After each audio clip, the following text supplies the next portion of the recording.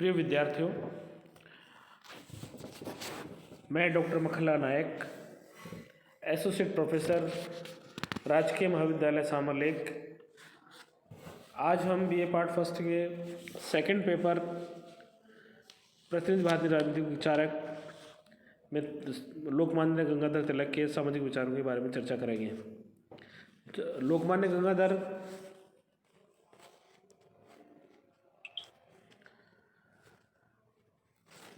गंगाधर तिलक के सामाजिक विचारों के संबंध में बहुत ही गंभीर भ्रांतियाँ विद्यमान रही हैं और उनके समकालीन आलोचक ये कहते हैं कि वे सामाजिक रूढ़िवादी और समाज विरोधी थे। किंतु तिलक को रूढ़िवादी और समाज विरोधी मानना किसी प्रकार से न्यायसंगत नहीं होगा। तिलक और आगरेकर ने एक साथ ही सार्वजनिक जीवन में प्रवेश किया। अपने प्रारंभिक सार्वजनिक जीवन के निकटतम सहयोगी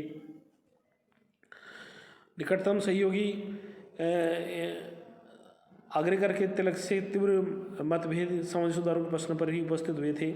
आगरेकर देश में राजनीतिक जागृति के अभिमान की तुलना में सामाजिक सुधारों को प्राथमिकता प्रदान करते थे तथा वे सामाजिक सुधारों के लिए सरकार के द्वारा व्यवस्थापन किए जाने को उचित मानते थे। कंसेंट विधेयक के संबंध में आगरेकर और गोखले ने समर्थन किया।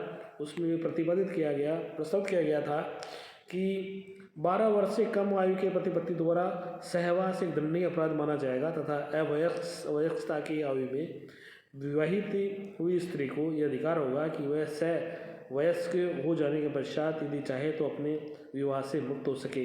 तिलक ने इस विधेयक का तीव्र विरोध किया। तिलक स्वयं समाज सुधारों की आवश्यकता से भलीभांति सहमत थे। वे स्वीकार करते थे कि सामाजिक विकृतियों ने हिंदू समाज को बहुत क्षति पहुंचाई है। वे वस्तुतः सामाजिक सुधारों के नहीं अपितु समाज सुधारों के प्रयत्न में ब्रिटिश सरकार के हस्तक्षेप और समाज सुधारों के नाम पर भारतीय मूल्यों की अपेक्षा पश्चिमी जीवन मूल्यों को भारतीय समाज में स्थापित किए जाने के विरोधी थे। समाज सुधारों के प्रति उनके दृष्टिकोण के 3 अनिवार्य पक्ष थे। पहला, समाज सुधारों की तुलना में राजनीतिक परिवर्तन को प्राथमिकता। द्वितीय, समाज सुधारों का समर्थन किंतु पश्चिमीकरण का विरोध। और तीसरा, समाज सुधारों के लिए व्यवस्थापन की अपेक्षा जन जागृति पर बल। पहला हम लेते हैं समाज सुधारों की तुलना में राजनीतिक परिवर्तन को प्राथमिकता। तिलक सामाजिक सुधारों की आवश्यकता को तीव्रता से अनुभव करते थे, किंतु वे समाज सुधारों के राजनीतिक परिवर्तन की तुलना में अग्रता प्रदान करने पक्ष में नहीं थे। उनका मत था कि सबसे पहले राजनीतिक शक्ति अर्जित करने का प्रयत्न किया जाना चाहिए। उनकी मान्यता थी कि वास्तविक सामाजिक, आर्थिक, सांस्कृतिक, आध्यात्मिक प्रगति के लिए स्वराज्य प्रथम पूर्व शर्त है। उनका मत था कि राजनीतिक शक्ति भारतीयों के हाथ में आ जाने के पश्चात समाज सुधार स्वतः संपन्न किए जा सकेंगे। वे सामाजिक विषयों में ब्रिटिश सरकार के हस्तक्षेप के विरोधी थे।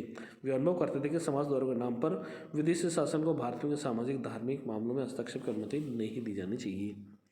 मतलब कहने का मतलब ये है कि यदि हम इस तरह से लेते हैं, जैसे गांधी जी और अंबेडकर, इन दोनों का भी इस संदर्भ में एक दूसरे मतलब जो उनका जो पक्ष था वो भिन्न था। इसी तरह से उनका भी कहना था कि राजनीतिक शक्ति भारतीयों के हाथ में आ जाने के पश्चात समाज सुधार स्वतः ही संपन्न किए जा सकेंगे।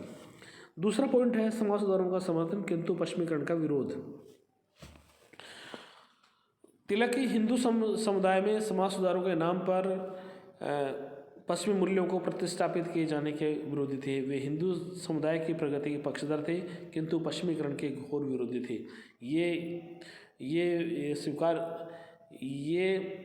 वे ये स्वीकार करते थे कि हिंदू समुदाय में अनेक ऐसे कुरीतियाँ घर कर गई है जिन्होंने सामाजिक जीवन को विषाक्त बना दिया है। किंतु उनकी मान्यता ये थी कि सामाजिक सुधारों के लिए भारतीय संस्कृति के मूल तत्वों के उन्मूलन की नहीं अपितु कुरीतियों के निवारण की आवश्यकता थी। उनका दृढ़ मत था कि भारत को पश्चिमी छवि पर ढालने का अर्थ होगा उसकी महानता को नष्ट करना और समाज सुधारों के लिए एक विदेशी सत्ता की शक्ति का प्रयोग करना स्वतः समाज सुधारों को ही अनैतिक बना देगा। वस्तुतः तिलक भारतीय संस्कृति के शाश्वत मूल्यों को सुरक्षित रखते हुए उन विकृतियों का निवारण करना चाहते थे जिन्होंने संस्कृति के मूल स्वरूप को क्षति पहुंचाई थी। वे भारतीय संस्कृति की सुदृढ़ नींव पर एक न्यायनिष्ठ और एक सुदृढ़ सामाजिक व्यवस्था का निर्माण करना चाहते थे। तीसरा पॉइंट है समाज सुधारों के लिए व्यवस्थापन की अपेक्षा जन जागृति पर बल। तिलक ये मानते थे कि समाज सुधार व्यवस्थापन और बल प्रयोग द्वारा थोपे नहीं जा सकते। उनका मत था कि समाज सुधारों के कार्यक्रमों को जनता को शैन्य शैन्य जागरूक बनाकर सुधारों को स्वीकार करने के लिए मानसिक रूप से तैयार करके ही क्रियान्वित किया जा सकता है। वे उन समाज सुधारों के कट्टर आलोचक थे जो समाज सुधारों के लिए सरकार से व्यवस्थापन की मांग करते थे, किंतु स्वयं अपने जीवन में उन सुधारों को गठित नहीं करते थे। समाज सुधारों के प्रति तिलक का दृष्टिकोण गतिविधियाँ तीन बिंदुओं को परिलक्षित करती हैं।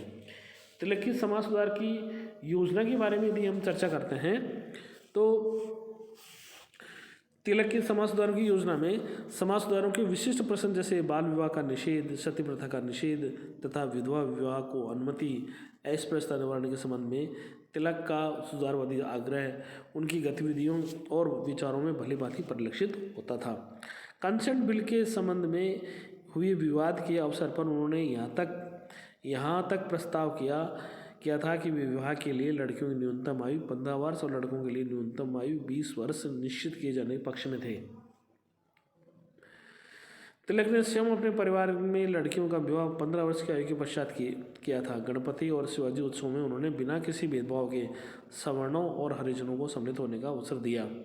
अस्पृश्यता के विरोध के प्रति उनका स्वर तो इतना प्रखर था कि उन्होंने यहाँ तक कहा कि यदि छुआछूत किसी ईश्वरीय आदेश का परिणाम है तो ईश्वर को ही नकार देंगे। विधवाओं के पुनर्विवाह के वे समर्थक थे। वे 35 वर्ष के प्रोफेसर D.K. कर्वे ने अपनी प्रथम पत्नी की मृत्यु के पश्चात 24 वर्षीय विधवा से पुनर्विवाह किया तो तिलक ने उन्हें उनके इस साहसपूर्ण आचरण के लिए बधाई दी। विधवा विवाह और अन्य सामाजिक सुधारों के प्रश्न पर उनका संतुलित दृष्टिकोण केसरी में लिखे उनके कथन में परिलक्षित होता है।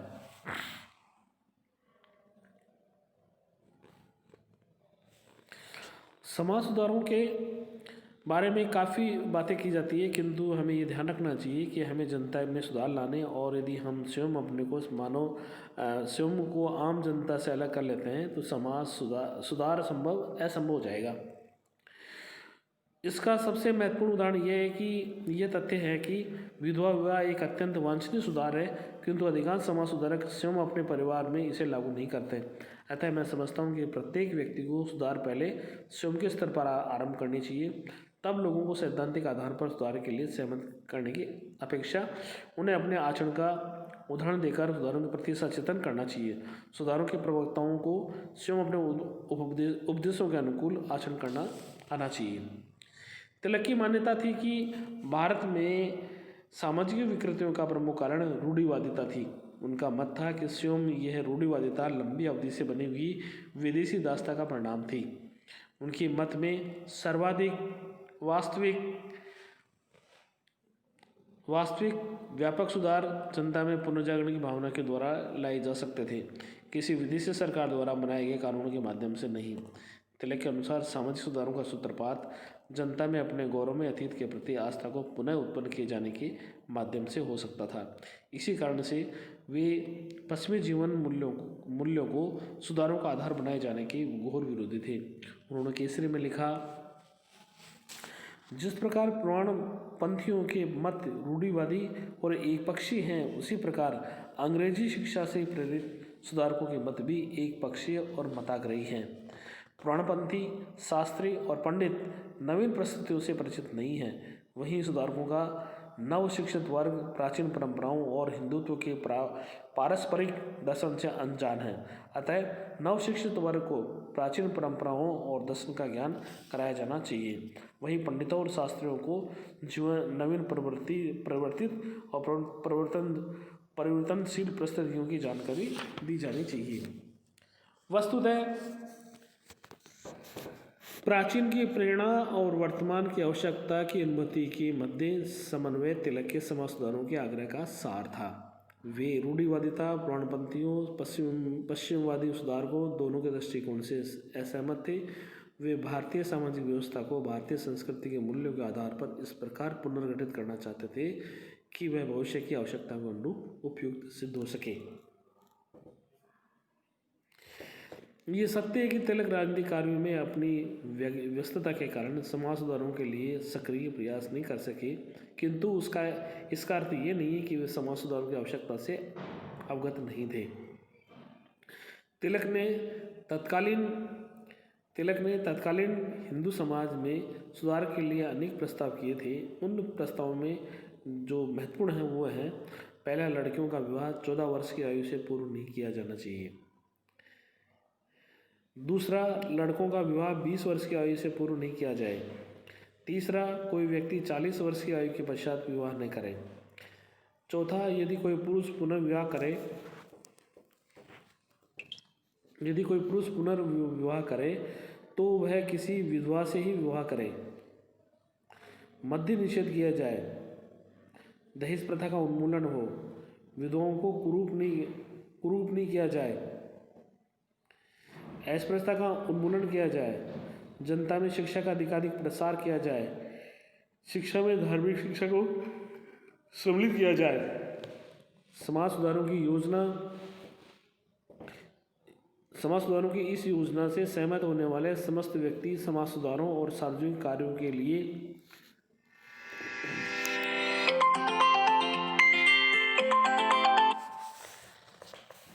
उपयुक्त प्रस्तावों से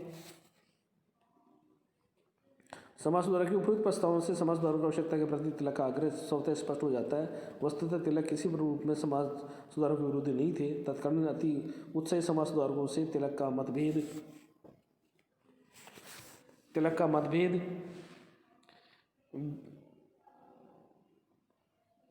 समाज सुधारों की आवश्यकता के प्रश्न पर नहीं था। वे समाज सुधारों की तुलना में राजनीतिक जागृति को प्राथमिकता देते थे तथा समाज सुधारों के लिए विदेश सरकार के हस्तक्षेप उसके द्वारा किए गए व्यवस्थापन को उचित मानते थे।